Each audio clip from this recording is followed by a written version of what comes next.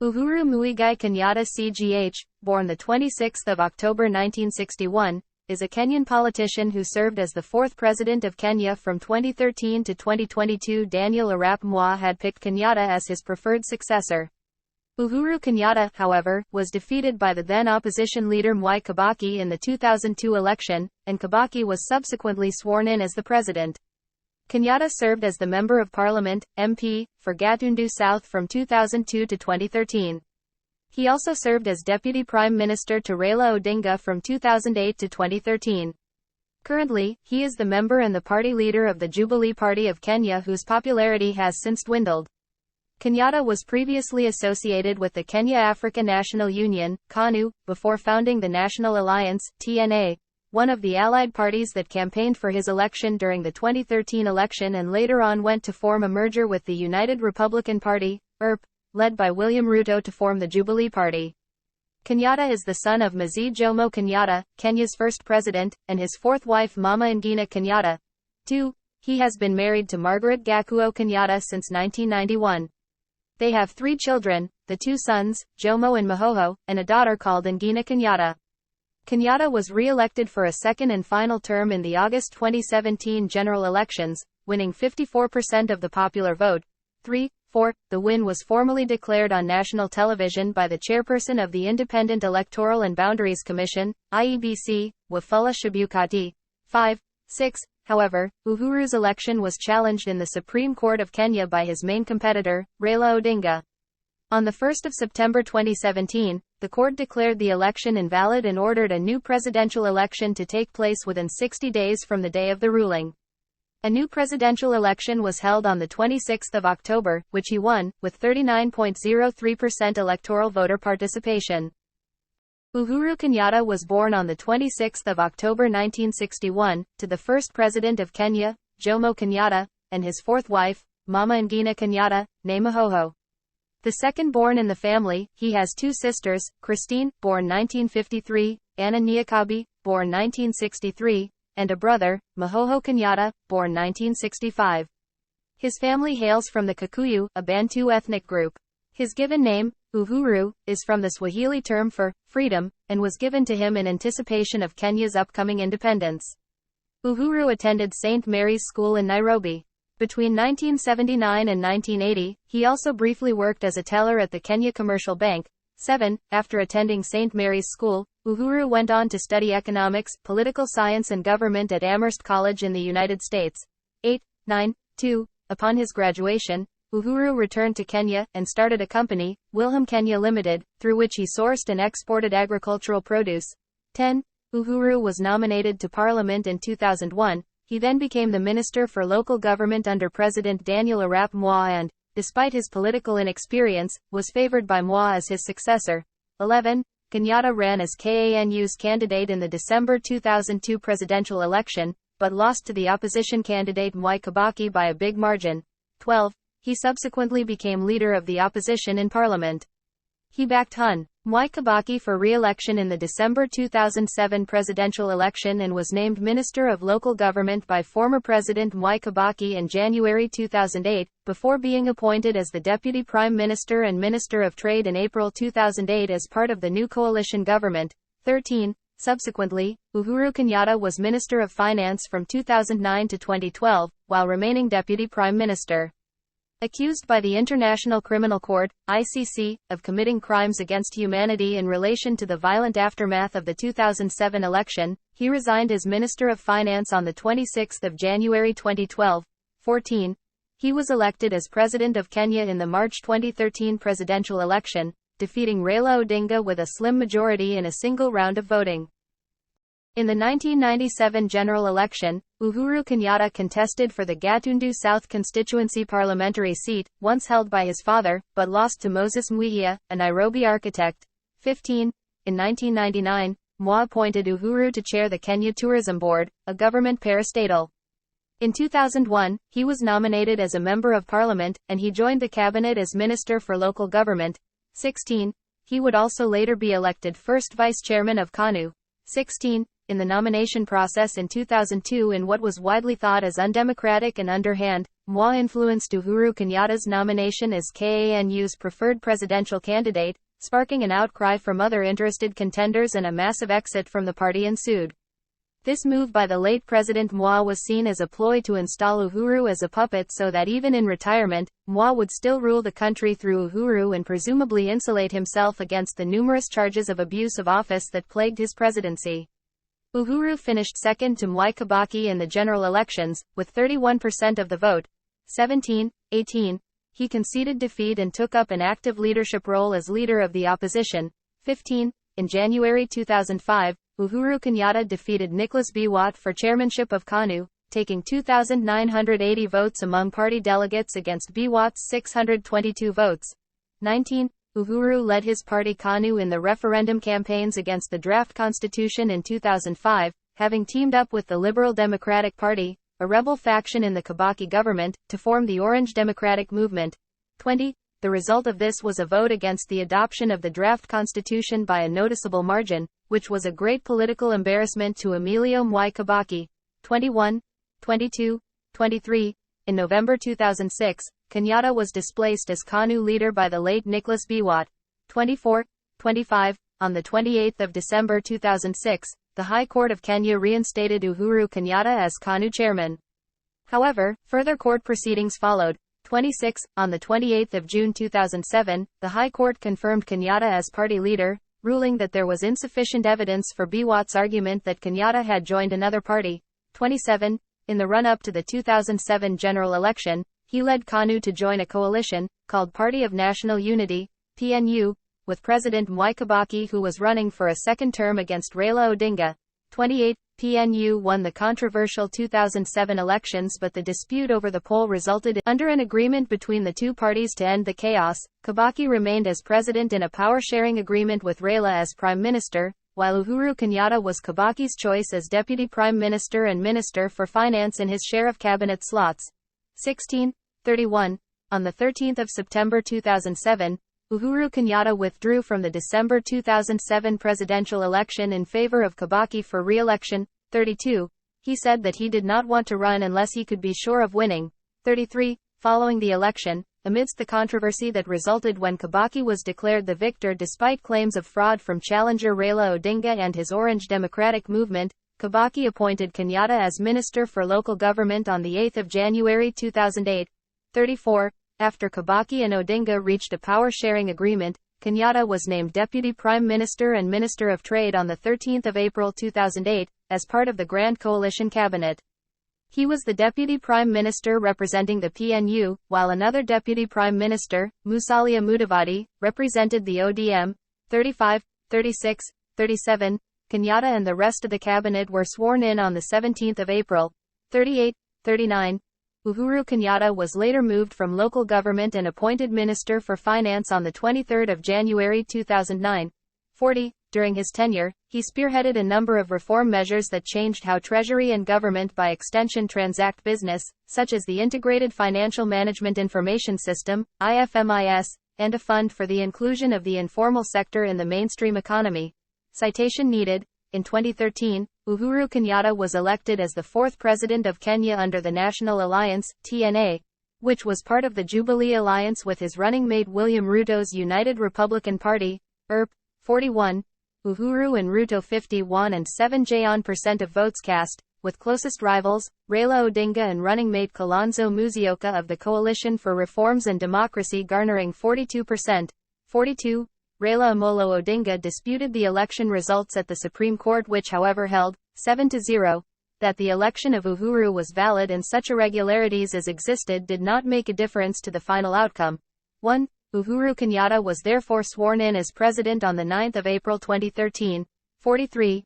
Uhuru ran for president in the elections held on the 4th of March 2013 and garnered 6,173,433 votes, 50.03%, out of the 12,338,667 votes cast. As this was above the 50% plus one vote threshold, he won the election in the first round, thus evading a runoff between the top two candidates. 44.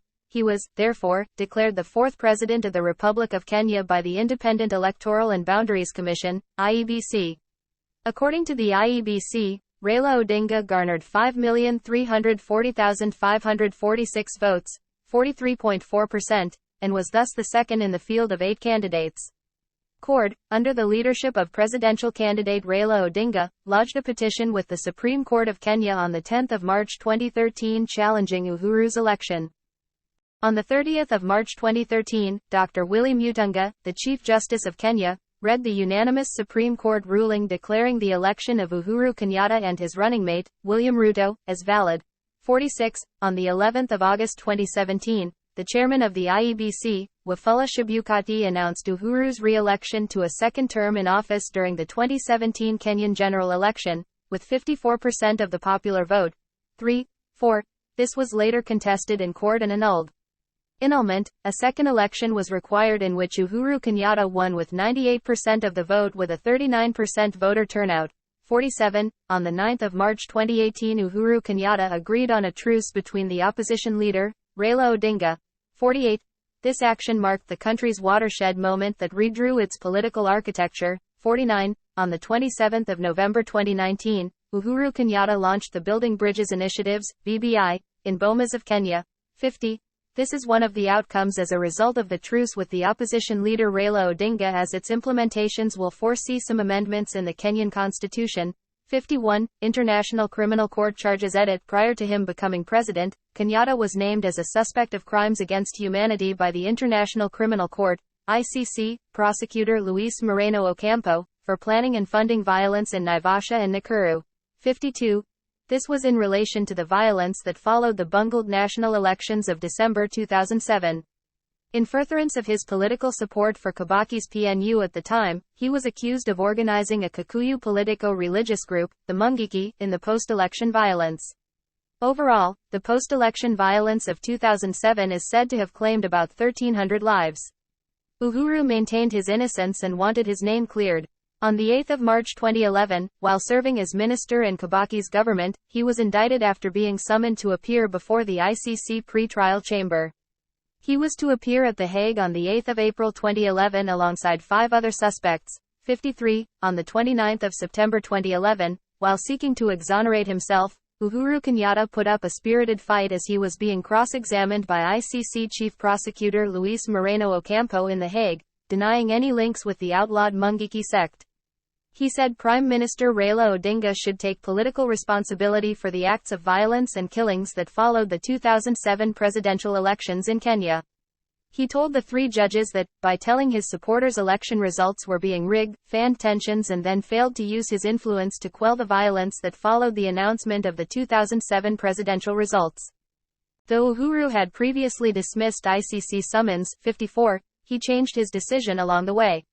Together with his 2 other co-accused suspects, head of civil service, Ambassador Francis Muthora, and former police commissioner Hussein Ali, the trio honored the ICC summons that sought to determine whether their cases met the set standards for international trials.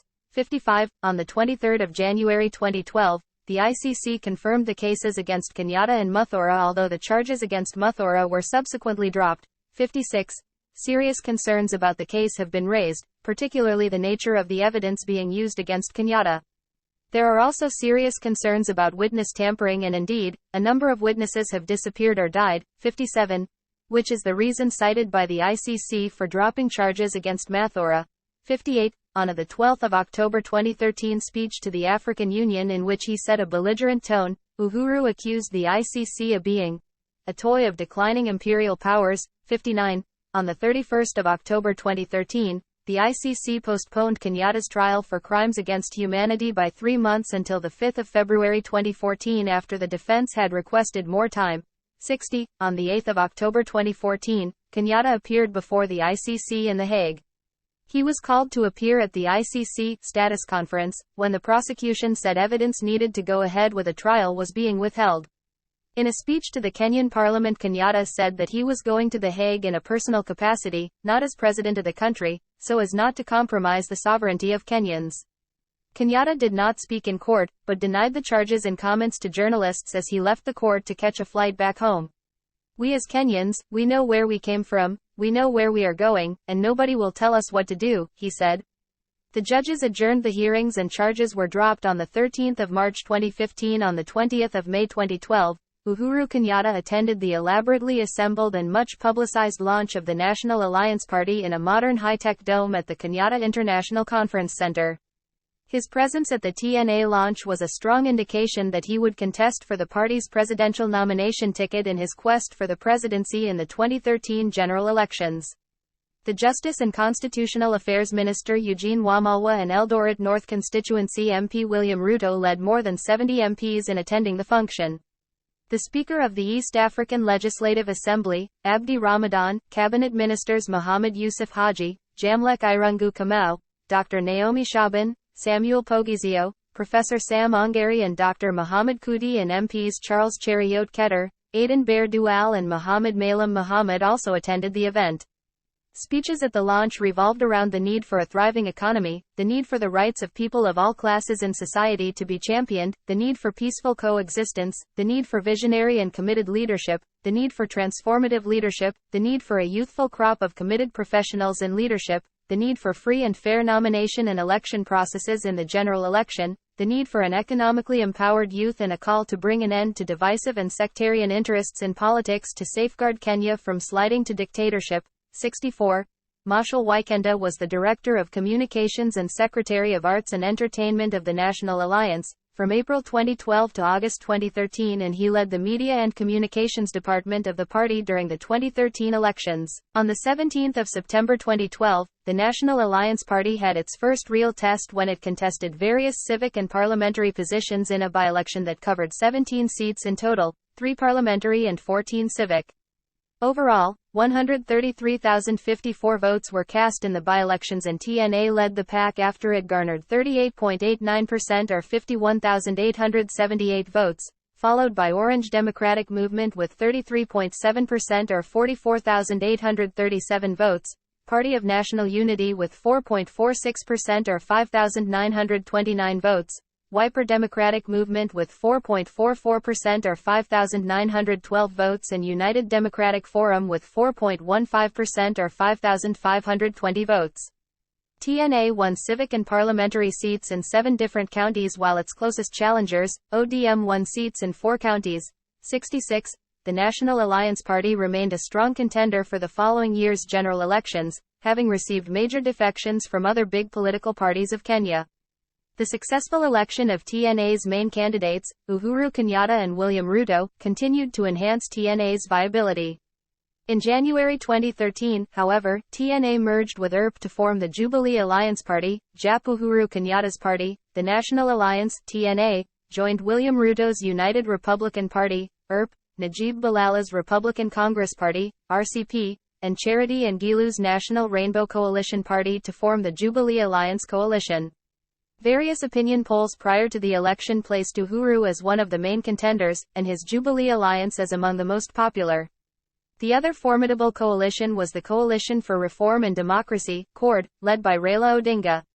In undercover video footage, released in a BBC News report on 19 March 2018, 67, the managing director of Cambridge Analytica, a political consultancy that worked to elect Donald Trump in the 2016 American presidential election, boasted that his firm had run successful presidential election campaigns in Kenya in 2013 and 2017, though he did not name Kenyatta explicitly.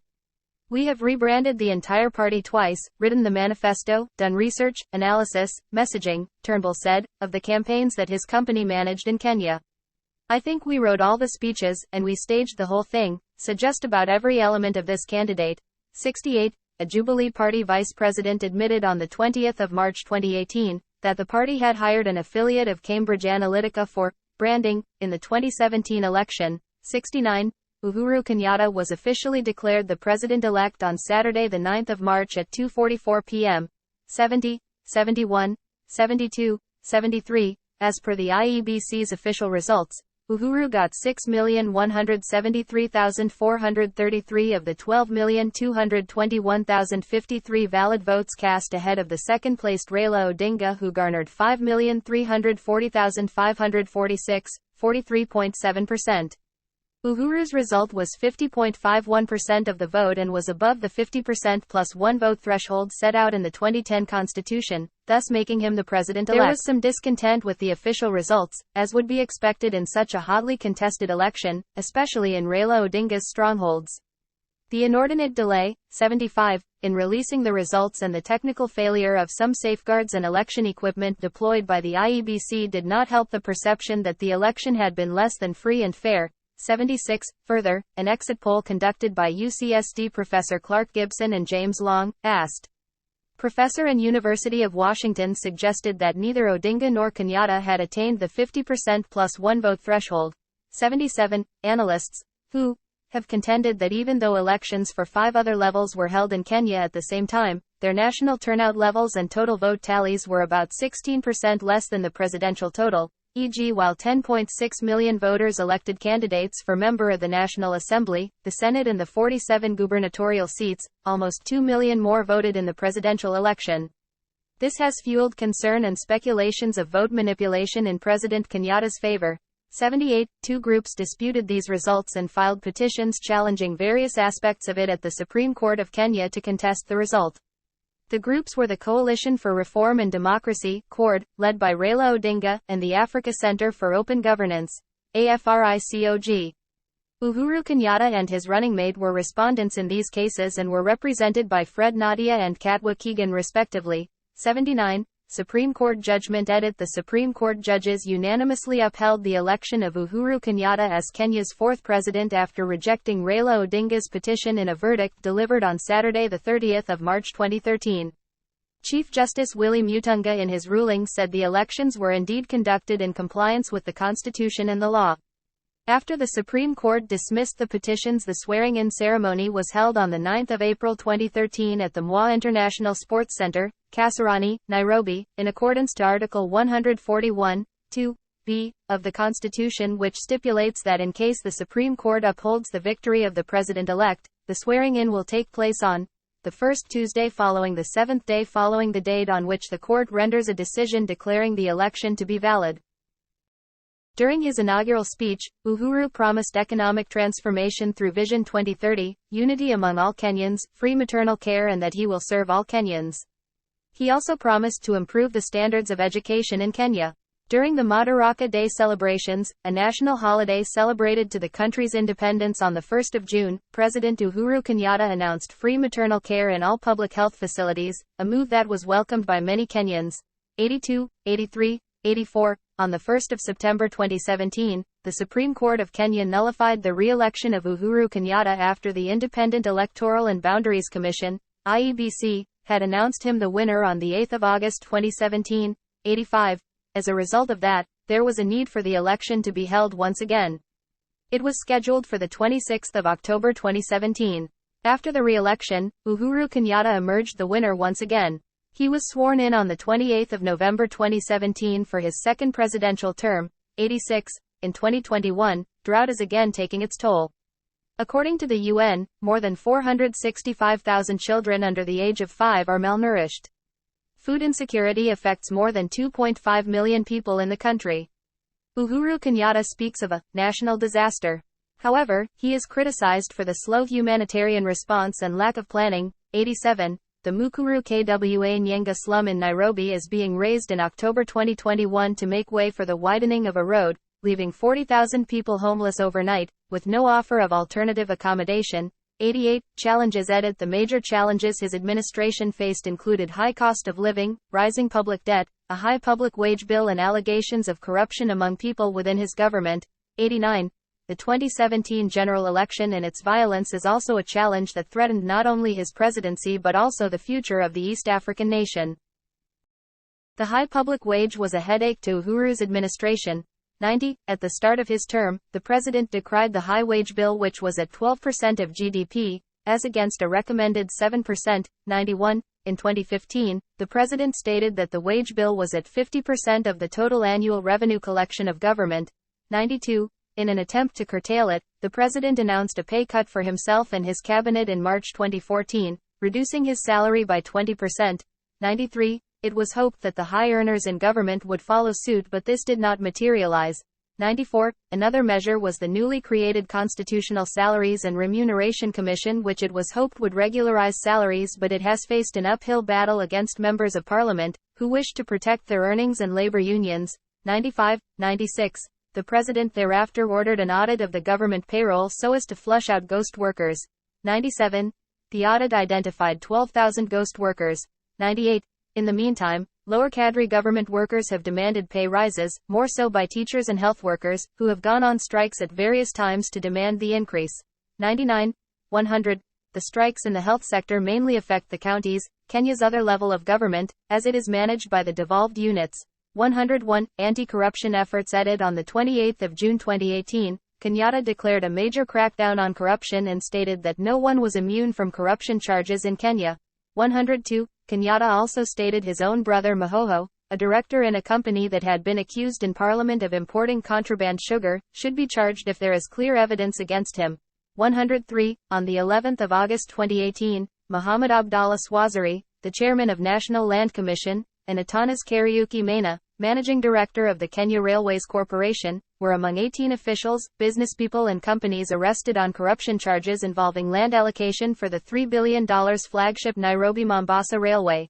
104. On the 7th of December 2018, Joe Sang, the CEO of the Kenya Pipeline Company, KPC, was arrested with 4 other senior officials in connection with the loss of an unspecified amount of money during the construction of an oil jetty in the western city of Kisumu.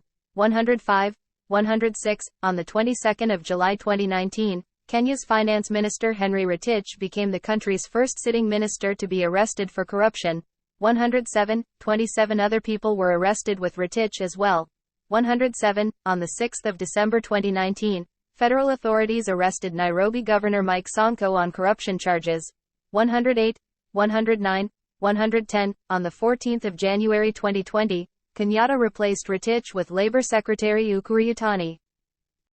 On the 28th of May 2020, a breakthrough in Kenyatta's pledge to combat corruption in Kenya occurred when 40 civil servants and 14 private sector officials, including National Youth Service, NYS, Director General Richard Ndubai, were arrested on charges related to the National Youth Service scandal. 112. 113. On the 9th of December 2020, it was confirmed by the Kenya News Agency that the National Anti-Corruption Campaign Steering Committee, NACCSC, was in the process of strengthening its collaboration with other crime-fighting agencies, including those in Kenyatta's government. 114. The group had national government administrative officers, in hopes they would support the County Anti-Corruption Civil Oversight Committee, CACCOC. 114.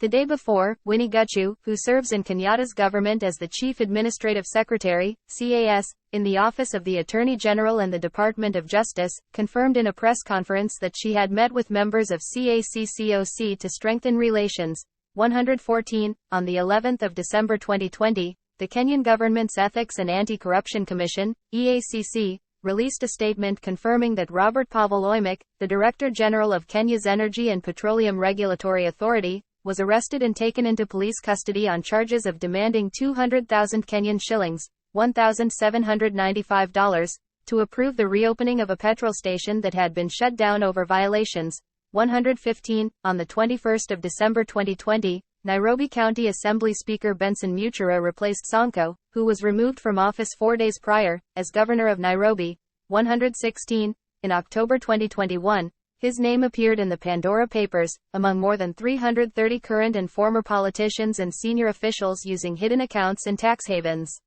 He and 6 family members, including his mother, a brother and 2 sisters, have at least $30 million in several offshore companies.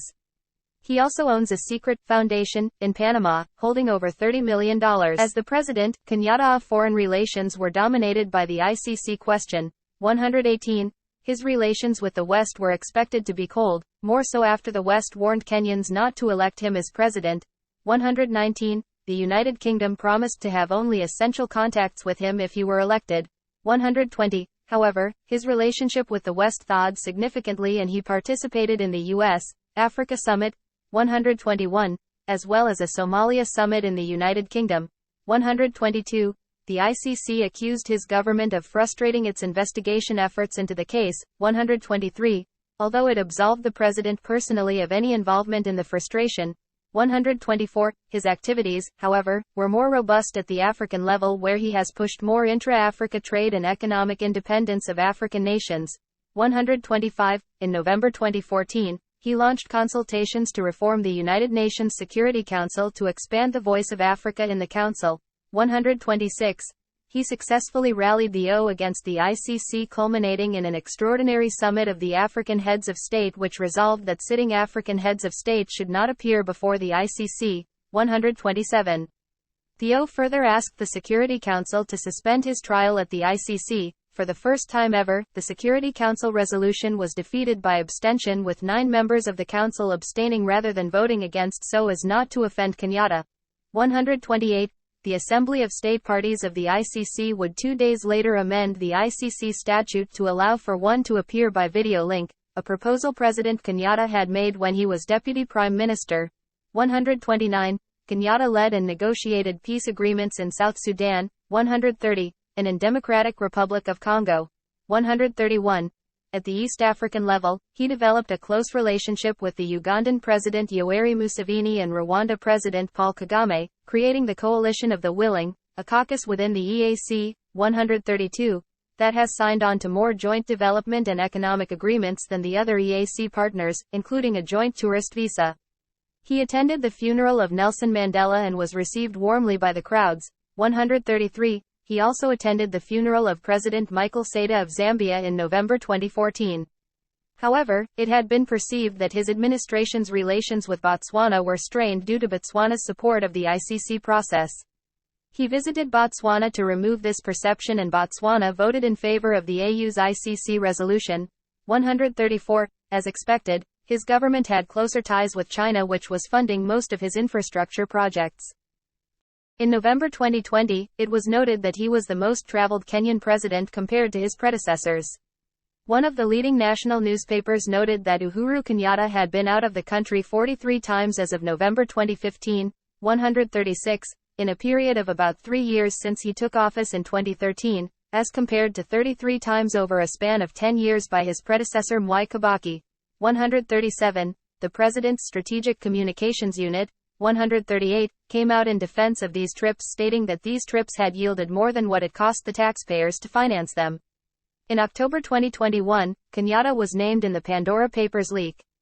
BBC reported that the Kenyatta's offshore investments, including a company with stocks and bonds worth $30 million, £22 million, were discovered among hundreds of thousands of pages of administrative paperwork from the archives of 14 law firms and service providers in Panama and the British Virgin Islands, BVI, and other tax havens. In October 2021, Kenyatta was named in the Pandora Papers leak. BBC reported that the Kenyatta's offshore investments, including a company with stocks and bonds worth $30 million, £22 million, were discovered among hundreds of thousands of pages of administrative paperwork from the archives of 14 law firms and service providers in Panama and the British Virgin Islands, BVI, and other tax havens. His government's first year in office received low ratings from the general public. This is after a poll by Sinovate indicated that more than half of the population was unhappy with how the government had conducted its affairs. The same polls also ranked the presidency as the second most trusted institution after the media. After his appearance at The Hague for his ICC case in October 2014, his poll ratings improved to 71%, according to a poll by Sinovate. 141, 142. A poll by Gallup in August 2014 put his approval ratings at 78%, giving him the third best job approval ratings among African presidents after Ian Khama of Botswana and Ibrahim Boubacar Keïta of Mali. 143. In 2015, due to allegations of corruption against some members of his government, his poll ratings dropped to his lowest rating yet at 33%, according to an Infotrack poll. 144. By February 2017, his poll numbers had, however, risen to 57%. 145. His poll numbers in 2018 would rise to 74% in light of a renewed effort to battle corruption.